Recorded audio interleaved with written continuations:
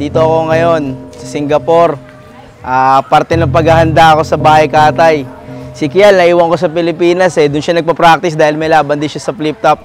Naghanda na kami ng isang magandang kanta na talagang ipampipit-pita namin doon. Kasi alam namin hindi basta-basta mga kalaban namin.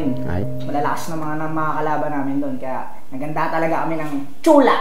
Nung unang Elkatay namin, medyo nahirapan ako pero okay lang, munti ka na. Pero itong susunod na Elkatay, naghanda ako kaya sinisigurado ko mahihirapan sila. Abangan niyo yung mga ginawa namin.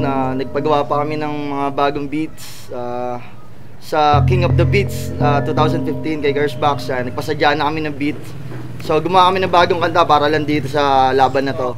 So, pinaghandaan ko na to. Ilalabas ko na 100% dito.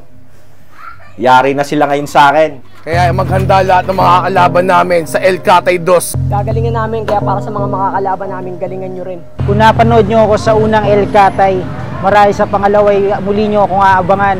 Kaya sa mga kalahok ngayon sa pangalawang Elkatay, mas kapako na kaysa sa inyo mga kaibigan. Kaya umanda kayo sa Elkatay 2. Yung mensahe ko sa mga makakalabang ko, galing-galingan nyo. Kasi kahit ayokong galingan, sige gagalingan ko na para sa inyo. Nakakahiya naman eh. Para wala kayong masabi. Pinaghandaan ko maigi, pinagpuyatan ko, binuhusan ko talaga ng panahon to. Mas pinagandaan namin ngayon. Kaya sana yung mga makakalaban namin, maganda din kayo. Kasi talagang lulupitan namin yung performance na gagawin namin sa 17. Kita-kita na lang tayo ron. Ngayon pa lang, sa mga makakalaban namin, ipahingin nyo na yung mga mukha nyo.